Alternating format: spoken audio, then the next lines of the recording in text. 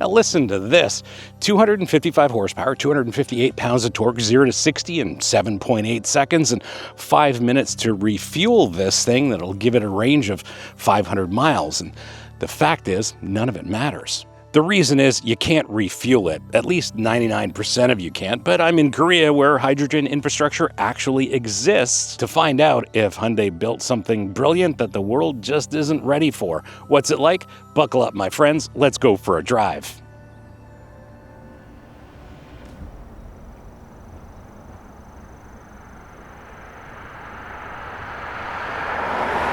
I'm your host, Brian Makse, racer, lover of driving fast, fun things. And on this channel, you get reviews for drivers from drivers. Now, full disclosure, this is the first hydrogen-powered vehicle I've ever driven. And for many of you, this might be the only opportunity to get a look at a hydrogen fuel cell vehicle up close. And that's what makes this review so important. We're not just looking at another crossover. We're looking at something that could revolutionize the way we drive, especially in North America. And before we get into what it's like to drive, let's have a look at it in a little more depth.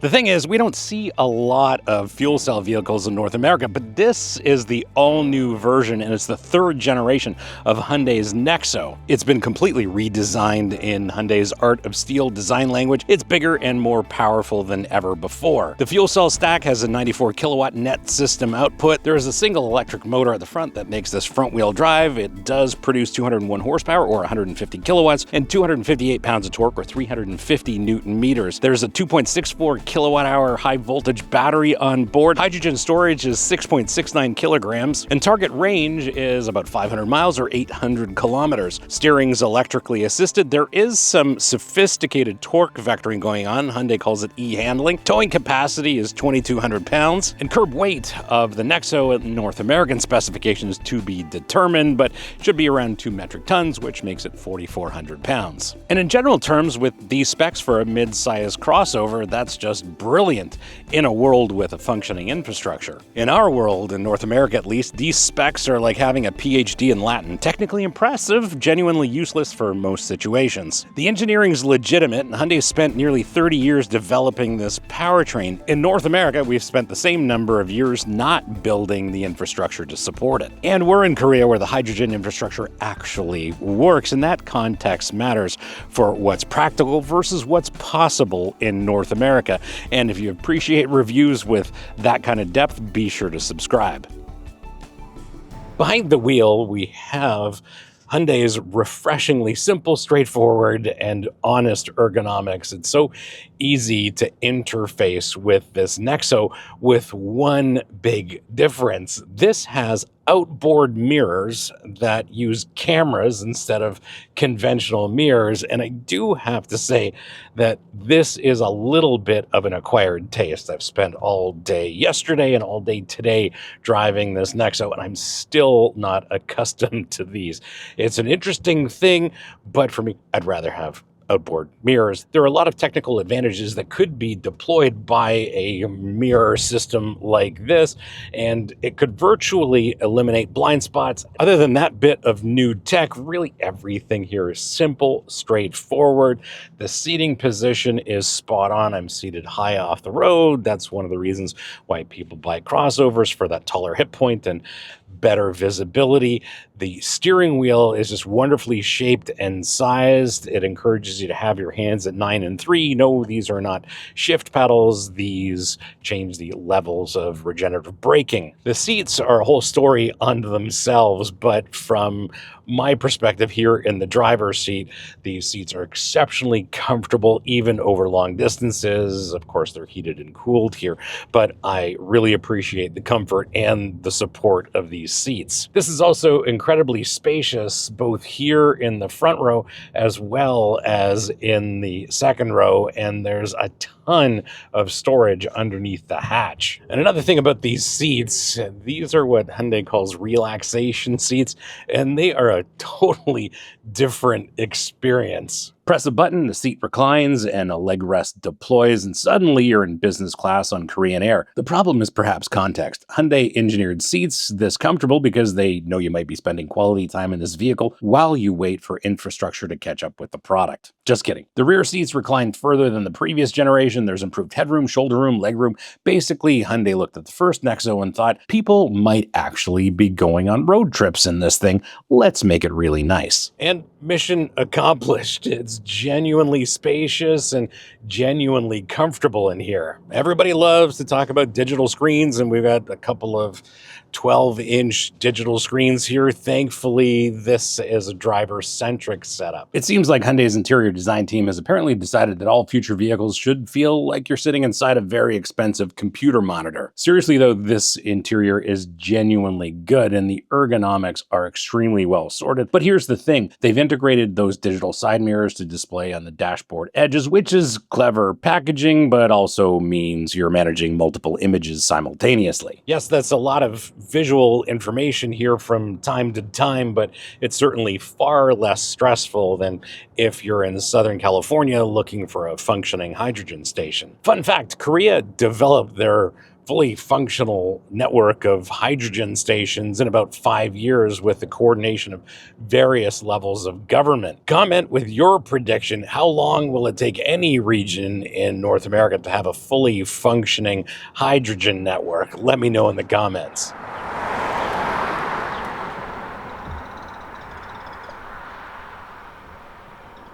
Now, 7.8 seconds for 0 to 60 isn't slow. It's perfectly adequate for accelerating up to highway speeds, merging onto the highway, and beating the occasional vehicle from a stoplight. But no, it's not going to set any records, that's for sure. The front-wheel drive layout means there's some torque steer under hard acceleration, but it's extremely well controlled. The torque vectoring system is doing the real work here, managing power delivery to maintain composure. But let's be honest about what 255 horsepower means in a 4,400-pound SUV. It means you're quick enough not to be a hazard, slow enough to not be exciting. It's calibrated for the same people who think sport mode in a Lexus RX is thrilling. And before anybody gets defensive, that's most luxury crossover buyers, so Hyundai read the assignment appropriately. Even though we talk about braking in the dynamics section, not the performance section, I gotta say, the smart regenerative braking system works really well here, and it's very, very clever. It uses navigation data and the forward-facing cameras to adjust regenerative braking automatically based on upcoming road conditions.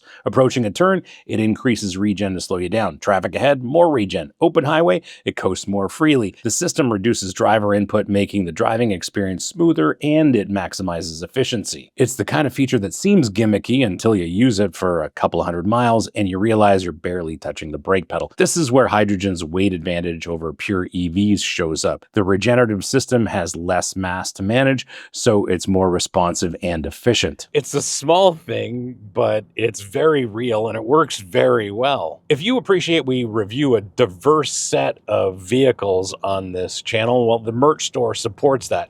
Technical designs, no hype branding whatsoever. Links below, links in the description.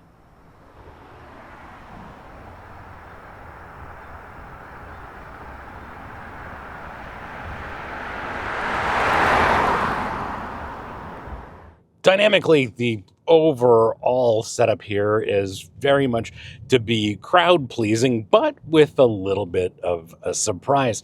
Ride comfort is exceptional and handling is definitely above average, but the damping that's going on here is incredible because despite the fact that this has a soft, comfortable ride, and sure, these roads in this part of Korea are certainly better than where I'm from in the Toronto area, the ride is very comfortable with excellent body and wheel control. The dampers are conventional non-adaptive units tuned for comfort-based compliance. There's no sport mode that stiffens them, no comfort mode that softens them, just one setting calibrated for normal driving. And honestly, that's appropriate. Adaptive dampers add cost, complexity, and weight for capability most buyers never use. Hyundai engineered this for people driving to Whole Foods, not Laguna Seca. The dampers do their job quietly and competently, which is exactly what they should do. Also, this e-handling system, as Hyundai calls it, is actually pretty sophisticated. Check this out. It's monitoring steering angle, throttle input, and lateral Gs. In practice, you feel it helping turn the nose into corners and just making a smooth corner exit. It's not transforming the NEXO into a classic two-seat sports car. Physics and 4,400 pounds prevent that. But it is making the vehicle feel more agile and responsive than its dimensions suggest. The system works transparently, never calling attention to itself, just quietly improving the driving experience in the background. For a front-drive crossover, that's a legit achievement. The question is whether buyers who prioritize driving dynamics are shopping for hydrogen SUVs. On the other hand, the Venn diagram for people who actually care about torque vectoring and people who are willing to deal with North America's hydrogen infrastructure might actually be two separate circles. Brake feel is excellent, just like every other Hyundai hybrid or battery electric that has regenerative braking as well as actual mechanical braking, and it's blended very well here. The transition between regen and actual braking is seamless. You can't feel the handoff. Pedal feel is firm and progressive, not spongy or grabby. Under hard braking, the front end stays composed. Stopping distances are appropriate for this size of crossover. The regen can handle most normal braking on its own, which extends the life of the mechanical components and improves efficiency, but it's not really a true one-pedal system. Still, it's extremely well developed and refined. It's also completely overshadowed by the infrastructure problem in North America. And I don't think anybody's buying the NEXO because the brakes are good, but they are good. Taken as a complete package, the NEXO drives like an extremely well-sorted mid-size luxury crossover. The suspension is comfortable without being wallowy, body control is good for the weight, steering is accurate if not particularly engaging, and the brakes work well. The e-handling system adds a layer of sophistication that improves the overall dynamic experience, and the relatively low center of gravity helps keep things composed. It's not going to carve canyons or dominate track days, but it'll handle highway cruising, urban traffic, and the occasional back road with competence and comfort. It's not exciting, but it's extremely competent, and that's the NEXO in one sentence.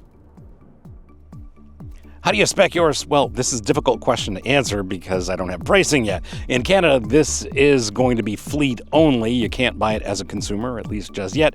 And US plans still are not finalized, which is just fine because here in Korea, they have 400 hydrogen filling stations.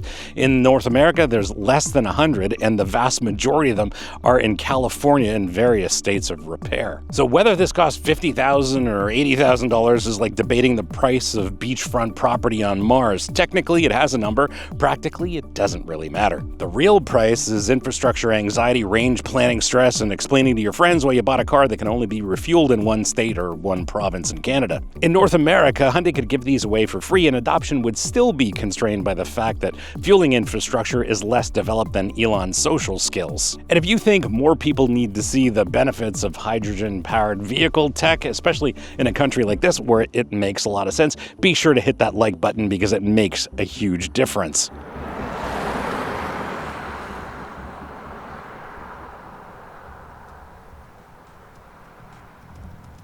My verdict?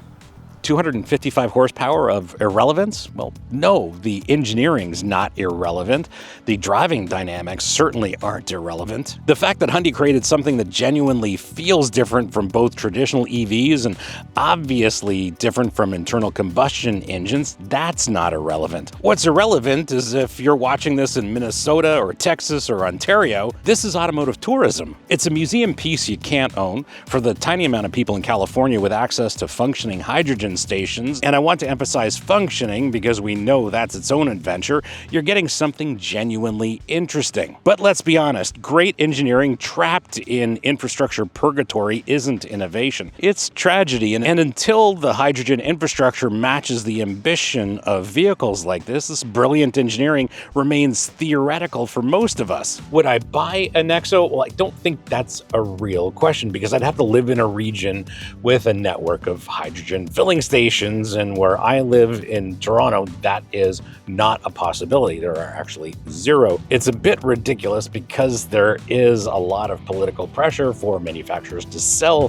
vehicles like this and for Canadians to drive vehicles like this. So is this 2026 Hyundai NEXO any good? Well, Absolutely it is. It's well-engineered, comfortable, refined, technologically impressive, and genuinely pleasant to drive. It represents legitimate advancement in hydrogen fuel cell tech, and Hyundai delivered on their end. They built a vehicle that works, drives well, and delivers on the promise of hydrogen mobility. It offers decent range, quick refueling, and the satisfaction of adopting some alternative technology. Thanks for hanging out with me today and having a look at this 2026 Hyundai NEXO, and it's probably the last time I'm going to drive one, despite the fact that it makes a lot of sense for Canadian drivers in a number of ways. Anyway, thanks for watching. We'll see you again next time. Someone in the audience should explain this to me. I'm here in Korea, and that is a Chevrolet Malibu LT. Tell me more about why that's here.